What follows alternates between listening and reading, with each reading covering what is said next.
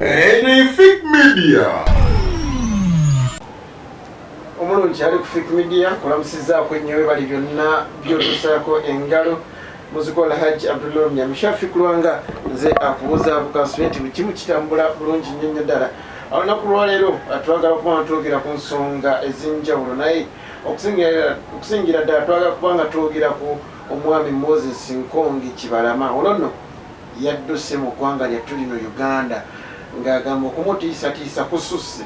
Emabegako yavaayo n'abeera ng'agamba nti okumutiisatiisa okwali kusinga amaanyi kwali kutiisibwatiisibwa ng'agamba nti kwava mu abo baali bamukutte. Abo nno byasobola okuba ng'amenya wadde bo baavaayo ne babyewakana. Ate kakati okutiisibwatiisibwa kweyongedde amaanyi bw'atyo n'asalawo adduke mu ggwanga lyattu lino Uganda eririmu ettooke eriwooma eririmu nti omugaati gugaana tuli muwogo n'ebirala n'ayolekera eggwanga erya Kenya mu kibuga Nairobi. Ono nno olunaku lwaleero tulina omwami Kwizera Ronald wa kibiina ki National Unity Platform. Twagala kubanga te twogera ku biki kigambibwa mbu be basinga okutiisatiisa mwami Moses Nkongi Kibalama oluvannyuma lw'okuvaayo kwe n'agamba nti ekibiina kino kyange njagala kubanga nkyeddiza olw'ensonga ze ziyasobola okubeera nga awa. Twayagadde okubanga ate tufuna ku mwami Gideon Tugume omwogezi w'ekiwayi ate ekya mwami Kibalama ekyerubaga naye tetwasobodde kubanga ate tukwatagana bulungi obudde bwatulemeseza. Naye mwami Kwizera ndi naye nsaba ombuulize bwakulaba. Ewa moderator n'abatulaba ku Fake Media njagala okubalamusaako era n'okubabuuzaako n'okwebaza Katonda akyatukuumye nga tukyali balamu mpaka olwaleero ate lwe tuzzeemu okusinkana. Neyanze tutandikirewo mwami Kibalama mumutiisatiisa ng'abanno. Si kituufu, mwami Kibalama tetumutiisatiisa ate era mwami Kibalama tumumanyi nga memba waffe wa NUP newankubadde obukulembeze bw'ekibiina yabuhanding over eri obukulembeze obulala. Ebyo twabinyonyolako dde mabegako ebbanga. Yes, kituufu. Waliwo kyenjagala okwogera kuba wabanga yadduse mu ggwanga olw'okumutiisatiisa tuyinza okugamba si gavumenti olw'ensonga ye gavumenti etwala ebitongole bingi. Yavaayo n'akuba omulanga n'agamba bannange ekibiina kyange tukirondedde obukulembeze obujja. Electoral Commission evaayo n'egamba nedda mwe tetubamanyi tumanyi kiwayi kino. Olunaku lwali emabegako ku kitebe kyabwe kyennyini ekyerubaga emmotoka baazikuba amayinja. Of course tusobola kugamba nti aba NRM bamukubye amayinja. Tujja kugamba nti osanga ekiwayi kiri kyekinyiize. Kakati kankuzeeko emabega ku byafaayo.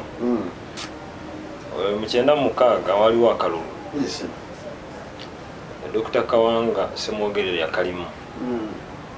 Kawanga Semwogerere yalina obuwagizi era kiteeberezebwa mbu yawangula akalulu ako newankubadde teyalangirirwa.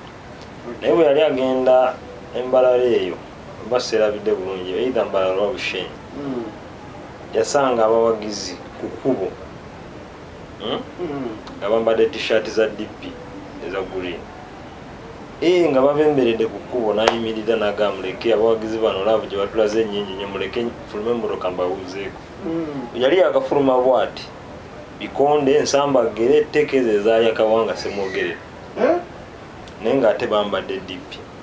Baba DP oba baali banyiivu. Kati mu maaso wano we tuze tukizuula nti NRM kwagala okulaga Kawanga nti tolina buwagizi mbalala bateekawo abantu ba DP naye baveeyo bamukube bamuassaulting balage nti n'abawagizi ba DP abali mu mbalala baagala Kawanga baagala Museveni awangule obukulembeze.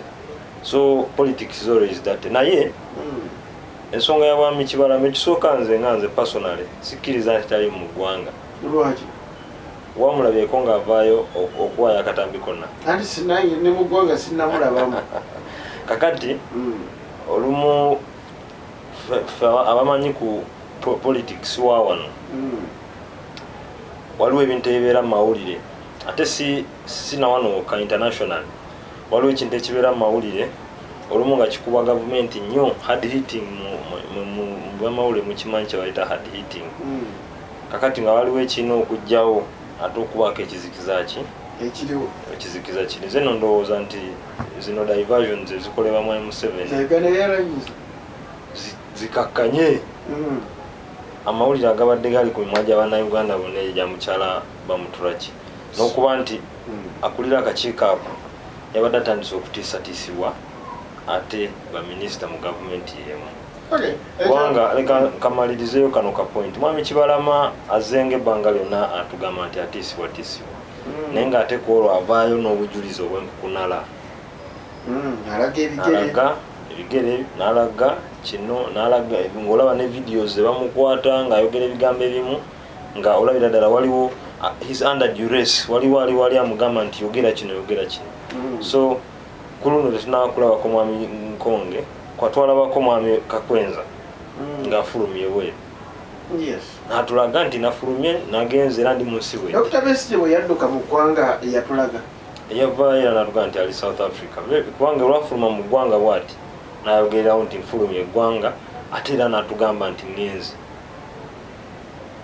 mwami Kibalama talina nnyo sapooti y'amaanyi oba omulabi naye era munayuganda eyeetaaga okuba ne right okubeera mu nsi bw'anaavayo enkya n'atugamba nti gyali nga otukkiriza nti gyali naye as per now fetujja kubala nti ebyo diversion kubanga naye ate era kale katukitwale mu tulubeeri ne that contest nti agenze kuba tanavaayo kiwakanya tanaba kuvaayo kukiwakanya n'abakulu bali banne tebanaba kukiwakanya mwami Kibalama oyo olina pointi gy'obadde oleeta nti osuubira tayinza kubanga atiisibwatiisibwa gavumenti naye mwami Kibalama oyo omanyi aze ebbanga lyonna atiisibwatiisibwa naye nga n'ebitongole bimutiisatiisa era bya gavumenti newankubadde gogamba nti Electoral Commission yavaayo nemugaa nti kino ekibiina si kikyo ne kkooti negaa si kikyo kubanga ekyamazima yakiwaayo ng'emazima galiwo nti yakiwaayo naye emabega eno wabadde ngayo ebijja bimugambibwa otuuka otya okuwa ekibiina NUP nga gavumenti yemukola ki yemugamba ebyo so basically fe tujja kulowooza nti bwekiba nga kituufu alimwetuza ino ng'ate atiisibwatiisibwa fe tetulina biponi yonna gye tukozesa kutiisa abantu era eteeka kuba nga gavumenti ya mwami Museveni eno ne bamafiya abagirimu be bagezaako okulaba nga mwami Kibalama kubanga mwami Kibalama ngayo omuntu gwafuuka musango gyali okuwa NUP ekibiina nga musango ye nga ye ekyenjagala okubuuza nammwe nga mmwe abanupu yes enkakafu of course Electoral Commission eba ebuteni egamba yemanyikiddwa wamu ne kkooti mwe kennyini mulaze nnyo nti mwami Kibalama mubi oba okiraba so muli ffe tulowooza nti mmwe abamutiisizatiisiza okutuuka okudduka tuba tulimbi kakati mwami Kibalama ffe tumulaba ng'omuntu si mubi as in such naye mwami Kibalama ffe tumulaba ng'omuntu atanywerera ku bigambo kubanga alabiddwako wasooka n'omulabako mu katambi ng'ali ekakiri handing over obukulembeze eri mwami Kyagulanyi tumaliza tunatera otuuka mu kulonda mu nominations n'avaayo n'ali ebigambo bye kkooti bwe mala okusalawo n'avaayo n'ayogera nti ekyamazima ekibiina kyekino naye mbadde ntiisibwatiisibwa na bino gavumenti ate ye omuntu y'omu wayise ebbanga avuddeyo ate n'aga nti akoze ekiwayo ekirala ekyawa kati kitegeeza mwami Kibalama akozesebwa bw'oba ng'osobola okulaba logically akozesebwa naye ng'omusajja omukulu ffe kye tumunenyako nga NUP kwe kukkiriza okukozesebwa nakyemalira naye ng'ate ayina obusobozi obuga nti ekyo sijja kukikola nja kusigala ku mazima ng'omusajja omukulu kiki ekyamuddusiza okolowooza nze mu ndowooza yange bw'aba nga yadduse kuba nze sinaba kubeera mukakafu nti yadduse naye bw'aba nga yagenze obweru kakati nakyemalira ono bw'atyo bwakola era ebbanga lyonna ne bw'olaba abantu bonna abazenga babeera ku opposition nga bali ku kumbera kukwogera amazima agaliwo, because opposition basically tekitegeeza kubeera nga olwanisa buli gavumenti kyekola, naye kwogera amazima kubitatambula bulungi ya opposition. Kakati buli lwoyogera amazima kubitatambula birungi nga bikosa gavumenti ya nakyemalira, azenga abacompromising abantu abo abasinga bakakkanye ne bavunama gyali, era nga abaguze oba nga batisiza naye bw'omaliriza ekyo njagala nkutegeeze nti tosobola bbanga lyonna kubeera na mirembe. Bw'oba omanyi nti osazeewo okukolera nakyemalira olina mumukolera wenna, so tolina kumukolera ng'ogamba nti mukolera akamukolere ate male nzire ku saidi y'abantu ate nkole bwe nti nedda. Si ye Mwami Museveni, nagamba nti Mwami Museveni ali mu kika ky'abannakyemalira gwe bayita hybrid dictator. Kakati asobola okukulabisa mu bantu ngoze wuwe, ate bw'omala ne gy'oyingidde mu ndeeri omuliro ne gukufumita. Kakati n'ogezaako okwagala okudda eno nga tokyasobola, n'ogezaako okudda eri ng'agamba bw'oddayo eri nkutta, ekivaamu kyeki. Sebaggala yakigezaako era n'akikola. Yakomekerera aliwa munno ne kadi n'agifuna. Yakomekerera aliwa mujeri munno. Sebaggala aliwa kati. Yali atuusiza ekiseera kye yamaliriza. Omanyi pulezidenti waffe yabaddeko e Butambala eyo, alina ekintu kyeyayogedde ate nga personally nange kyembadde nsinga obutakkiririza baganda bamumefa mu basiraamu bye mutugamba nti buli ekibaawo Allah abageze, naye simanyirwa naye olwo sigwama nti tutyobola obusiraamu, naye ffe endowooza yaffe yawukanamuko. Pulezidenti yabadde kkirya n'agamba nti ekyo kibaawo, muzaata yafa kubanga bwe bati Mwami Museveni ne banne bwe bakola, so si Allah we yali ageze. Kubanga ye nga ye naye ng'endowooza nange gyenyina, kubanga njagala nkubulire nti tukkirize tugaane waliwo abantu abafa muno mu ggwanga babadde tebateekeddwa kufa, babadde tebateekeddwa kufa. So nze bwente wetulowooza, era nze nzikiriza nti Mwami Kibalama abanga yagenze mu exile yeegase ku nkuyanja n'enkuyanja y'abantu abafulumya eggwanga lino olw'ebyobufuzi.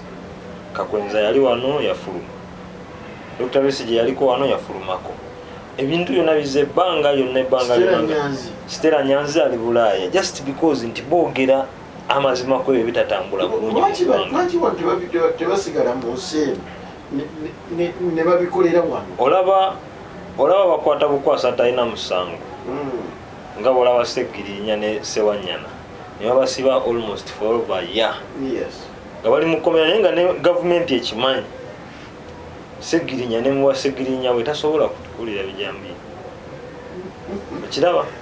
Kakati naye ali mu kkomera, kati ate ogamba nti walaba ekyatuka Kakwenza Lukira Bashayija omugumu gwonna nga baguyuzizza tokya. So abantu abatasobola kugumira kufa bafuluma eggwanga mu exile. So nga tuwunzika program kiki ekiddako ku kiwayi kya Mwami Kibalama? Of course twagezaako okufuna Mwami Gideon naye yalaye nga talina kyajja kutugaana. Obuzibu bwonna ekiwayi kikyasobola okutambula? Ekiwayi tekisobola kutambula because tebalina mandate. They handed over this party to the leadership of NUP which is currently serving. So kati kiyise ekibiina kyabavaako, naye balina okustandinga firm nga basajja bakulu. Ekirungi nti abantu abo bonna nabati sitewali mwana muto, bonna abantu bakulu bayimirire ku kigambo kye bagee Mwami Museveni nti ekibiina twakiwa Mwami Kyagulanyi okukiddukanya. Kati ebyo byonna bye balimu sakasi Mwami Museveni yamubataddemu, kubanga agezaako okugufuula omusango okuba nti bakola a memorandum of understanding n'obukulembeze bwa NUP obupya obuliwo ne bahandinga ova ekibiina. Kati bagezaako okwagala okusabotaginga enkola zakyo ez'ekibiina nga basasuddeyo obusente naye bagenda kukomekera nga tebalina mirembe. Lazima bakomekere, kubanga Mwami Museveni bwakuwa sente azikuwa ne mission njagala osanyewo NUP, bwe kigaana either ojja kusasula sente ze. kakati tosobola kubeera mu threats bwezito ati naddala ng'oli musajja mukulu nga Kibalama oyinza n'okufa pressure.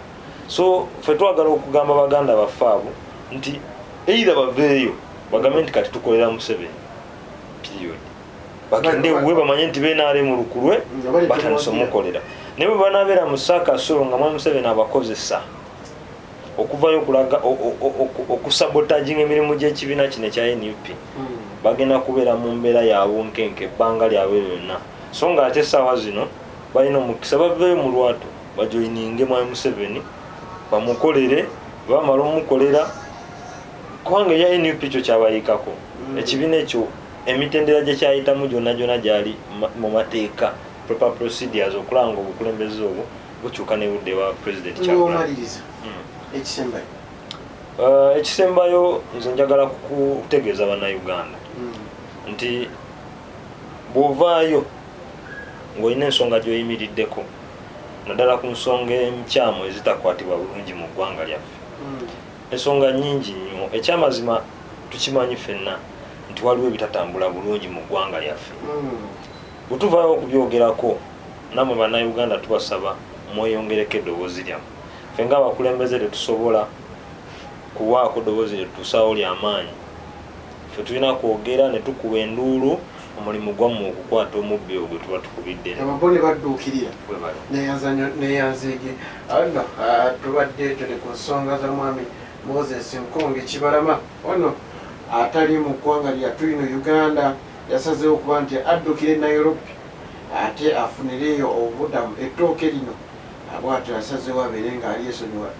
Kenya gye liri matoke gyegali Kenya wano mu Africa matoke wegali kyogamba abba nabo bafuna nakitembwe n'empologoma gyali tokatyaliya amukama kukomere mbadde nitamale Henry wamu ne Hassan Musa beera bulungi naye nga